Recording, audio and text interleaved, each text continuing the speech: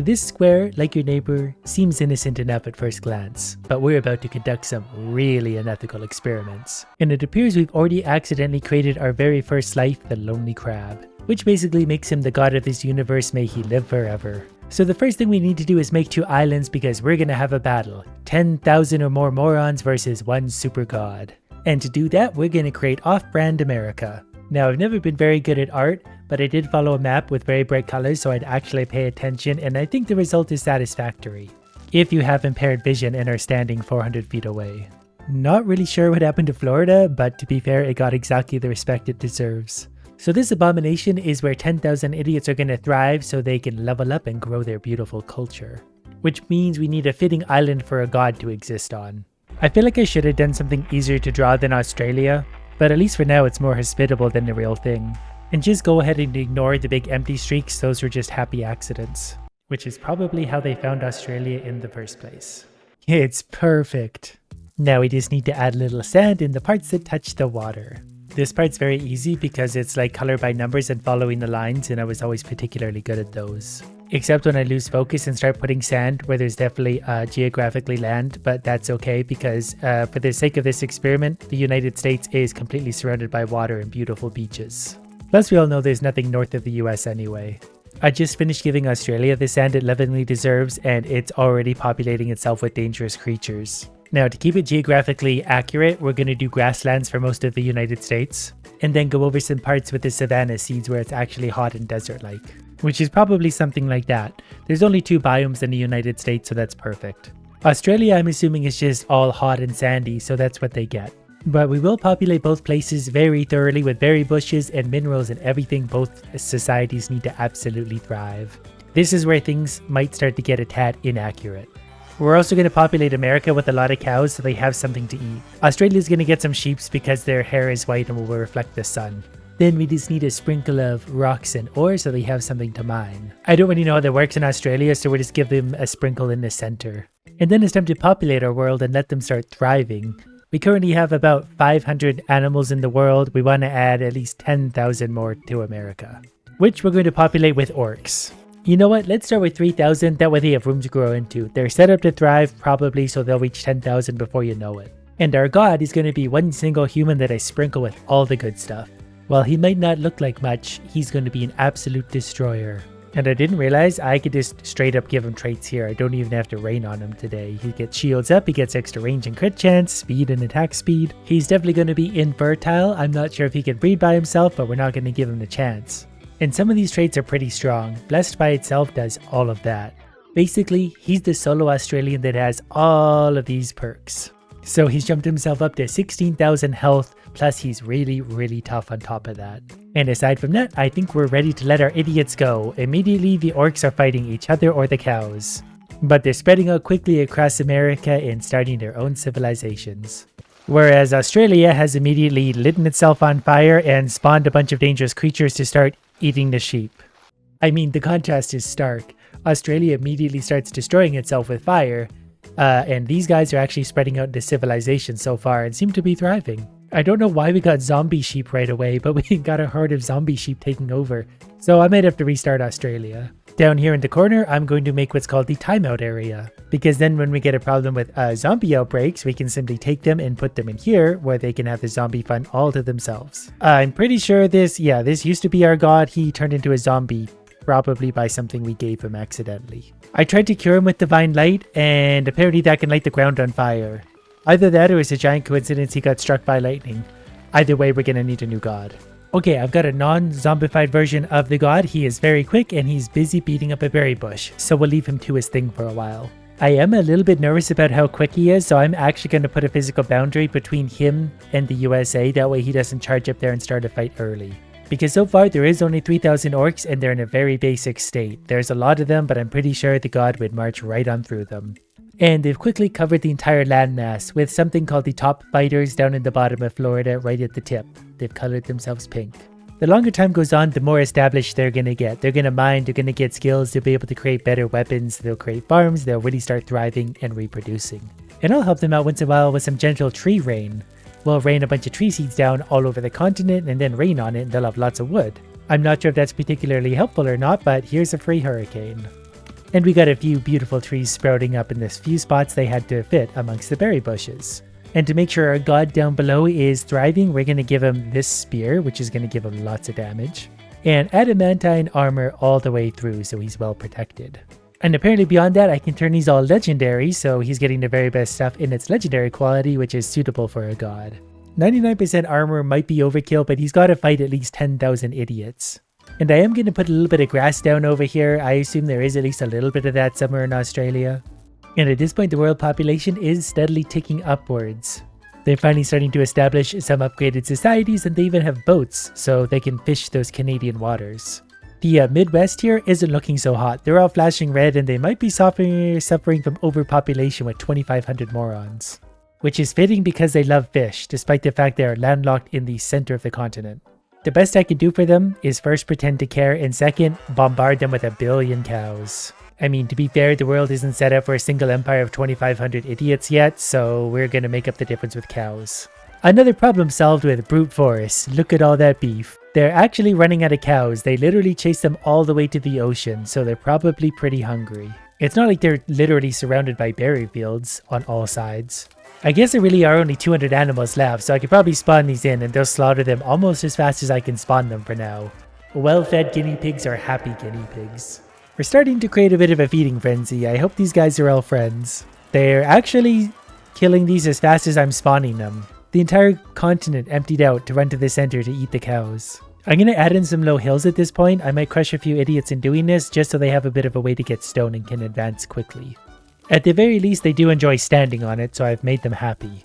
And our little Australian is working hard down here, building houses for some reason. I don't think he understands he's completely infertile and will never know a family. It's probably going to be a long, lonely existence, but he is up to 8,000 health, so he's got lots of injuries to live through. He probably also deserves a little bit of stone and maybe even some mountains. That way he's got something to look at. And the orcs are already starting to fight. But that was inevitable. They'll fight, they'll transfer resources. That's a natural part of life. We're already up 120 population. There was a big fight going on. The guys in yellow are definitely winning this one. They're beating them to death with, I assume, sticks and their bare hands. And that's good, that way it feels extra personal. Eventually this probably will all become 1 or 2 large empires anyway. Probably these guys are going to have the advantage just based on raw manpower. It's been about 25 years and our god has conquered approximately 1/3 of Australia by himself, which I guess isn't saying much because it's mostly foxes and crabs out here. He's somehow not managing to feed himself, but his favorite food is ale, so that actually fits. We'll give him some cows for food and company. The biggest army so far are these guys with an army of 23. Not all of them have armies yet, but they're certainly be forced to. I am particularly proud of the fact that we have a world population of 3,200 and we've had over 10,000 total deaths. And the empires are consolidating. We have less now than when we started and they'll eventually get bigger and bigger. I know this is going to be somewhat hard to believe, but this wasn't me. A random meteor just came and struck right there. Probably destroyed whatever that building was. And now they've got a character building lesson. Can they put out the fire before they burn to death? And just like the real United States, it's now divided up into 5 different states. Florida somehow is maintaining just being Florida. You know what? We're just going to go ahead and rename that. They've earned it at this point. They've held out against all of these other empires. Duz, alternatively known as Dumb, is somehow dying. His favorite food is berries. Weird. Where could he possibly find berries in a barren landscape like this? We got Blood of Oaktop making a move for the south here on the Oz Brothers. The leader of that army seems to be Ygritte. He's not doing so hot. He's got 0 kills and is basically a corpse himself. But I think they've actually conquered that territory, so they just managed victory. Here's a bit of a stronger leader. This is Ogi. He's got 8 kills. He's 50 years old and he's actually capable of murdering people. So we'll watch him charge into battle and beat someone to death with a stick. And they've taken over that territory quite quickly. So now there's only 3 empires. Not sure what happened to Florida, but we can assume it was a peaceful transition. They finally figured out how to grow crops. They can feed themselves. This is great. Now they can actually expand their populations. The biggest empire, of course, has not figured out farming, but they'll probably get there eventually. Or maybe I've just been babying them too much. Maybe they need to learn to deal with adversity on their own. The cultures, some of them are getting pretty big. They're up to level 10 at the strongest. Their armies still aren't huge. Our biggest empire still has 0 army. They really got to expand their borders, but they've been hemmed in for a while. Somehow the king of the strongest empire, they don't have an army, but he's got 4 kills. He's very sad, but he is an administrator. And that obviously just makes me happy. We are absolutely blazing through time at this point, waiting for that population to start exploding. As soon as they started dropping cows back in the center, the eye axis went and took out the big empire, so now these guys have the army and the population. So to further help these morons reproduce like rabbits on payday, I'm gonna give them long liver and lustful. They're gonna lose diplomacy, but they were never good at that to begin with. And we need them fighting anyway. They're gonna get better at fighting, they're gonna get better weapons, and they're gonna take out the weak and only the strong are left to fight the god. I'm sprinkling fertility all across the world. And to keep up with what should be a rising birth rate, I'm going to spam cows for the next 1,000 years. Clearly something wasn't happy with me because another meteor fell and it hit actually not far from the other spot one of them fell. Also, my world population dropped down to 1,500. I assume I wasn't spawning cows fast enough. I know it's surprising, I'm not really good at nourishing civilization. But I assume the population will still grow, they just need to settle into their size and then they can start farming properly and grow naturally. I realize they probably need a little bit of ore sprinkled around, that way they can actually make tools and evolve properly. I assume they need that to like make farms. They seem to be taking it down really quickly, so I think I'm onto something here. They need that precious ore. Not our god though, he's got everything he needs. He's 64 years old and going strong. We're gonna need more metals for our team in America. They're dealing with wooden sticks still, so they need a lot more ore. So I'm going to add a little bit of real estate around the continental area, just full of ore. That way they can go and get some if they need some. And I think we're witnessing a feeding frenzy here in real time. As soon as the farm stuff is done, they all charge in there and start eating. Clearly they don't have enough farms to support the population yet, which I do actually find pretty funny. They'll get it figured out eventually. Okay, they've got tons of ore on the islands around them. Looks like they're already taking a look at going to get it. It's been 64 years and the zombie sheep are still going strong. These absolute morons can't figure out how to cross 6 inches of water to get to the unlimited ore. Here, let me do everything else for them. There we go. They're absolutely going to obliterate that ore. Never mind. They're already setting up shop up top, so I didn't need to do that. These guys can't figure out how to get around. I don't know if this was always here, but these guys do actually have a quarry. I assume on what was one of the hillsides, mining it away. And they're just constantly fighting and fighting and fighting, and I'll just keep sprinkling cows down for them. They already ate all the ore up here. They really do like that stuff. And we're about to hit 2 colonies only, 2 empires on the whole continent. Pink versus green. You know what? Instead of just raining down cows for them to eat so easily, let's make a little island of cows down here. That way if they don't want my delicious, generous free food, they've got to go fight each other for it and get there first. The pattern it makes is mesmerizing. I think 3,000 cows ought to do. But I suppose these boats have an unfair advantage being that they're both right there, so you go there for now. I don't know whose boats you are, but it's a race to cowland. Oh, I didn't know the cows could actually walk on the stone. That's okay, they can't seem to swim, so someone will go fetch those up sooner than later. And there's finally a war going on between the only 2 empires left in existence. Pretty sure the one with 3 times the population has the advantage. Some of these guys actually are getting a lot of traits. Not all of them good. I mean, this one's crippled, but some of those traits are actually pretty strong. This is the center of the battle, and everyone's taking a lot of damage. It's not as high-paced as you'd think. But ultimately, there's only going to be one winner, and they're definitely going to take over this entire island. Reinforcements are coming in. There's a bunch of warriors jumping onto this ship. I assume they're going to go unload somewhere and try and fight. But Blood of Oaktop is definitely losing territory quickly. They finally utilized all those cows to start making leather armor. Those geniuses. They're actually going to have an advantage. Wow, look at this guy go. So once these fertile morons take over the other empire, hopefully then they can actually just focus straight up on breeding and less on murdering each other. King Az-Oko has been defeated. Obviously someone else will pop up in their place almost right away, probably this guy. I'm not yet seeing any ranged weapons, and those are going to be a difference maker against the god. They're going to need to hit him with everything they got all at once. And they're definitely punching in. There's only 200 of them left to 1,500 of them now. There's 150. They're definitely taking their territory quickly. It's all turning pink, one enormous empire. They've been pushed into the corner, the last few mud huts. There's 53 population left. Pretty sure there's no army there, so they're just going to walk in and murder them all or take over them. So they finally have one settled empire that will fracture eventually, but for now, hopefully they can just farm and reproduce and use their technology to their advantage. I am pretty offended they haven't used Cow Island yet, so I'm actually going to draw a path from Florida to Cow Island, and then hopefully they're able to utilize that, because the cows will die eventually. I think they might have actually just unloaded a boat of people here, or they're trying to, because the cows are dying of old age. So I'd assume the whole population is going to come down there for some beef. And judging from what I'm seeing everywhere, they took the plain ore first, so I'm going to give them more plain ore. They're not so much after the gold or silver yet. It looks like Cow Island has been eliminated. Population has climbed back up to 1,700. They're expanding their farms, so we got farms going on over here as well. That bodes well for their future. For some reason, the meteors really like the center area. That's the third one that's hit right here. I'm beginning to wonder if that meteor hit the farm when everyone was in a feeding frenzy. We dropped to 1,000 world population and I don't know when that happened.